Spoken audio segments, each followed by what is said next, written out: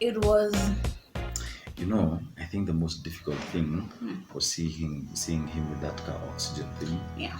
Kwa mapua. Because you never want to see a child in that state. His hands are tiny. His wrist was this size. Alizaliwa akiwa 2.9 kgs. Yes. So he wasn't exactly at his small. No, alizaliwa 3.1. 3.1. He wasn't exactly small. 2.9. Yeah. But now he's not feeding, and then he's on oxygen for like. And then he couldn't cry. And then he was just making little noises, like how a newborn will cry when they're in distress, when they're hungry. He wouldn't cry. He would just make little cattish noises. So it was a bit scary for us. But it got to day number 4. He was off oxygen and we were released. Yeah, I think for the first 2 days when we got home, he was fine. Friday, Saturday, Sunday, he was okay. Monday at night, he started having convulsions. And I remember nilikuwa nimeketi kwa kiti nimemshika, and then it wasn't like shaking, it was just stiffening of the bed. Stiffens, and then he turns purplish blue, and it was just horrible. So I remember I was sitting on the chair and I called Joseph, like, babe, and then I just handed the baby over because I did not know what was going on, and I was very, very scared. So it would happen, and then it would stop, and then he'd be okay, and then it used to happen every time he fed. Yeah. Ama tukimpatia gripe water. Yeah, and then we're thinking, okay, it started with the gripe water. We started thinking, okay, don't give him gripe water, because okay, if you're a parent, you know that gripe water is used for hiccups, it's used for stomach upsets and colic. So we decided to stop gripe water and observe him. It kept happening every time after he feeds. So we initially thought it was like acid or So it went on, and then it would stop. Like it would happen for 15 seconds and then it would stop. Back. So we'd be thinking, okay. And then when we call the doctor just tells us observe and then let us know. And then you had to go back to hospital. Friday. Was it Friday? No, Tuesday. Monday night tulienda Gertrude. So we went to Gertrude. It happened, and it was really, really bad because his whole body was turning, like you could see, and it was getting cold. So we got in a vehicle and went to Gertrude. This is at night, at around 1 a.m. Yes, and then akanyamaza. And then he's not moving.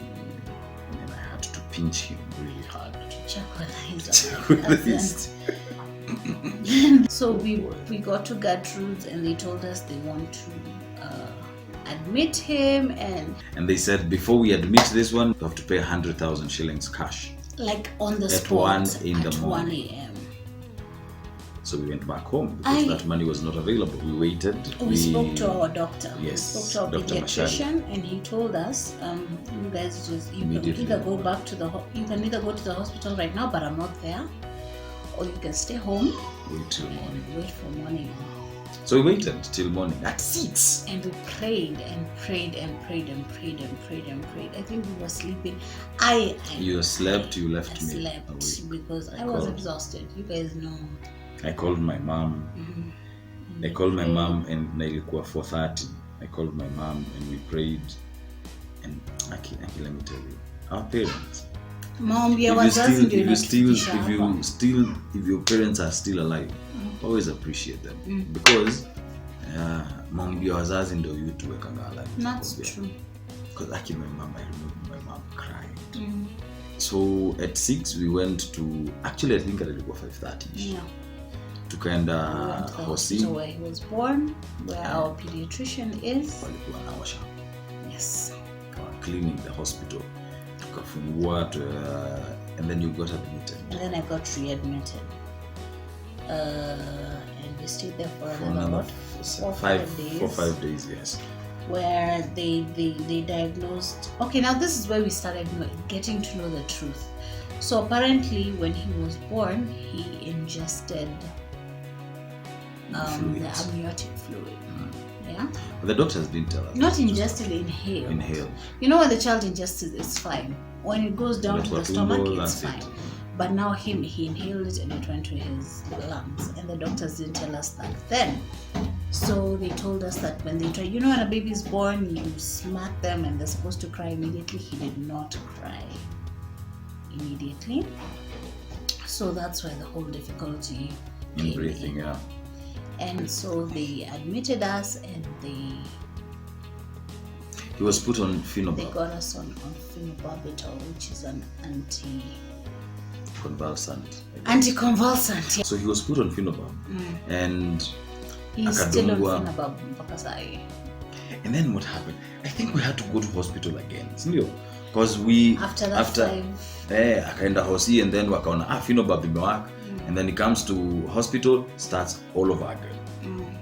Convulsed, we went back to hospital, ndo akaanza kuenda kudungwa. Unakumbuka when I used to go for an injection every day? They wanted to get every possibility, so they treated him for meningitis, and then they gave him some antibiotics as well. I had to go to hospital by myself because you couldn't leave the bed.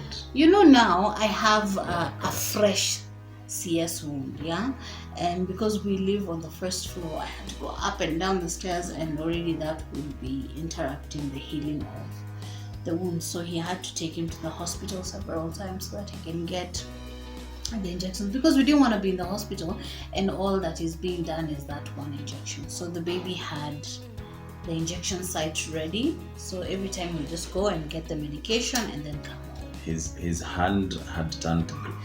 Let me tell you, this child has received so many injections. This child has received more injections than I have all my life. Mpaka mkono yake, drawing of blood. They used to draw blood here. They tried to draw blood on the side. They tried his foot.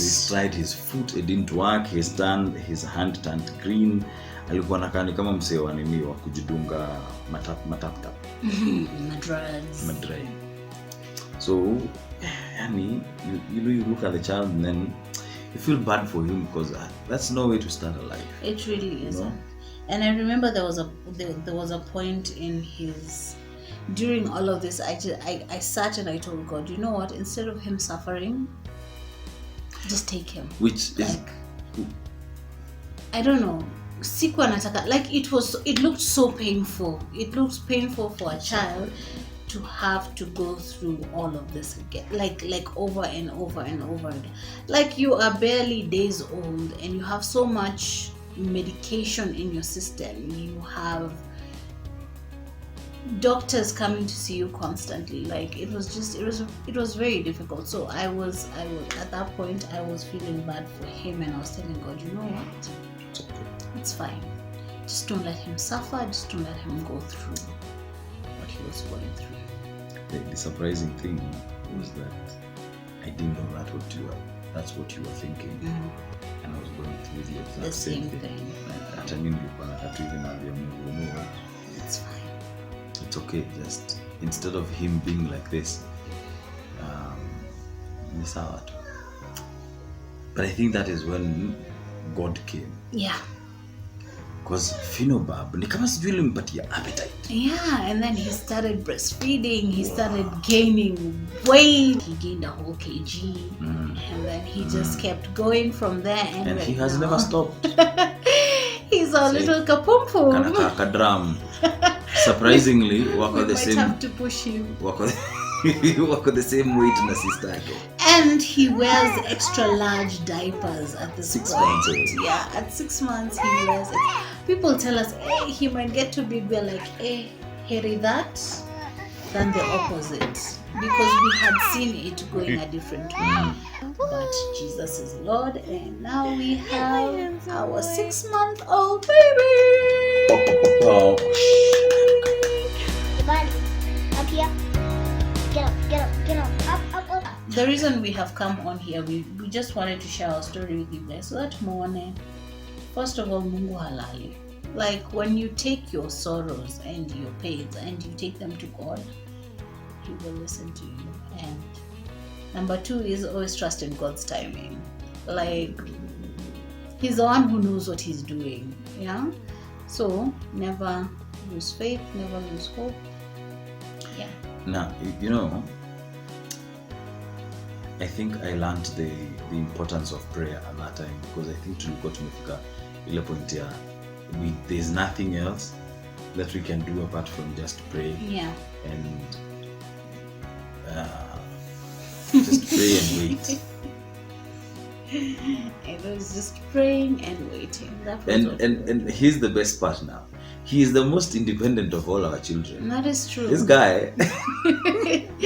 If he is fed, he's not thirsty, he's and chilling. He's done. Like and he is sleepy. He will put his hand in his mouth and go to sleep. And that's it. Now he sleeps through the night. He does. He wakes up for 2 dream feeds. That's a feed when he's asleep. So he's not awake. He just wants booby. You give him booby, and he's back down. And that's it. And hey, unajua kuna kitu umesahau. We never used to sleep. Hatukuwa tunalala. When we came home the first and the second time, we were not sleeping. And if we were sleeping in ile ya juju. Unajua ile ya the slightest noise and you're awake. That was how we were sleeping. You have to wake up, check. Kama he is too quiet, you have to wake up, check whether he's still there. Lazima umguze or he makes some movement, and then you still won't sleep. And then when he started taking Phenobabs, tukaanza kurealize, oh my God.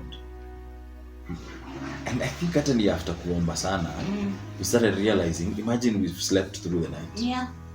Like tumelala tu.